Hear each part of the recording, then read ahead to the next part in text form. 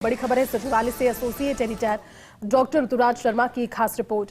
PM Modi के मितव्ययता के संदेश को मूर्त रूप देने में जुटी राजस्थान की ब्यूरोक्रेसी भी।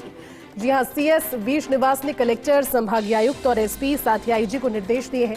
दौरों में अपने काम में वाहन प्रयोग में मितव्ययता बरतने को लेकर के निर्देश दिए गए हैं और इसके तहत कलेक्टर और एसपी को एक साथ एक वाहन में दौरा करने, आईजी और संभागीय आयुक्तों को एक वाहन में दौरा करने के निर्देश दिए हैं।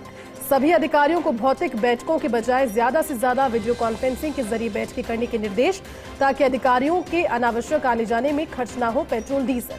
साथ ही अधिकारियों को शहरी सीमा में 150 किलोमीटर की और बाहरी के क्षेत्रों में 250 किलोमीटर की सीमा का सख्ती से पालन करने के निर्देश।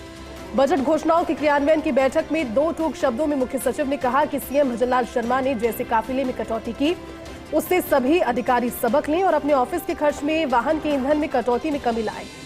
अधिकारी विभाग आर्थिक मितव्ययता के इन उपायों को न सिर्फ गंभीरता से अपनाएं, बल्कि अपने अधीनस्थ अधिकारियों और कर्मचारियों को भी इसके प्रति संवेदनशील बनाकर अनावश्यक खर्च में कटौती सुनिश्चित करें। पीएम मोदी के संदेश को अच्छी तरह से देखकर उसकी अनुपालना को सुनिश्चित करने का ब्यूरोक्रेसी ने दो टूक संदेश दिया है। चलिए, हमारे साथ एसोसिएट एडिटर डॉक्टर ऋतुराज जुड़े हैं। डॉक्टर ऋतुराज, बिल्कुल ठीक कहा सीएस ने, क्योंकि जिस तरह से प्रधानमंत्री नरेंद्र मोदी ने देशवासियों पर अपील की और खुद इसको दिखाया भी किस तरह से काफिले में कटौती की और ऐसे में मितव्ययता ब्यूरोक्रेसी के जरिए भी कम हो सकती है, उसको लेकर के निर्देश दिए हैं सीएस ने। क्या कुछ रहा इस दौरान, उन्होंने क्या कुछ और कहा? देखिए, जैसे दो अलग अलग बैठकें थी।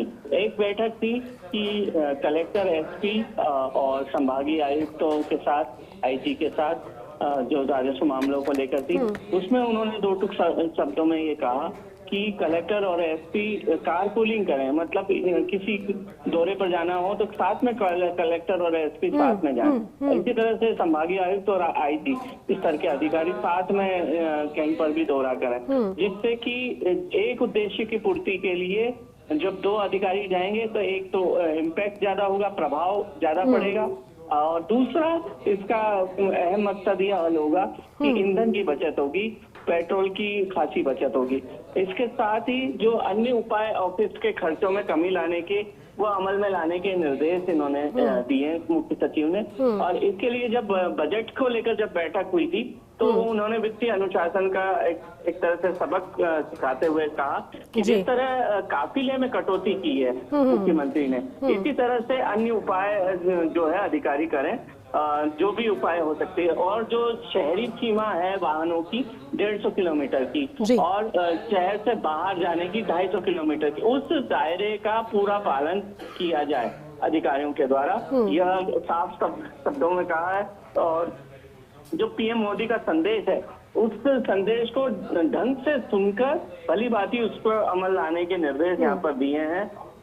जो मुख्य सचिव ने खास बात जो कही, और यह भी कही कि जो बैठकें होती हैं, उसमें बैठक में हम देखते हैं कि जो यदि सचिवालय आना हो तो नगर निगम के अधिकारी भी, जेडीए के अधिकारी भी और अन्य अधिकारी जिससे संबंधित बैठक होती है, वो सचिवालय तक आते हैं। इसमें भी पेट्रोल और डीजल की खासी उसमें आपूर्ति होती है। तो इसको भी कमी लाने के निर्देश देते हुए ये कहा है कि ज्यादा से ज्यादा वीसी के जरिए बैठकें की जाए, जितना संभव हो वीसी के जरिए किए जाए। जहाँ अधिकारियों की भौतिक उपलब्धता सुनिश्चित करना जरूरी हो, वहीं पर ही उन्हें बुलाया जाए, और नहीं तो यथासंभव जो वीसी के जरिए, और यही जिलों में भी कहा है कि जिले में कलेक्टर्स भी यही पद्धति अपनाएं, एसपी भी यही पद्धति अपनाएं, ताकि जो आवागमन में जो पेट्रोल का खर्चा है वह बच सके।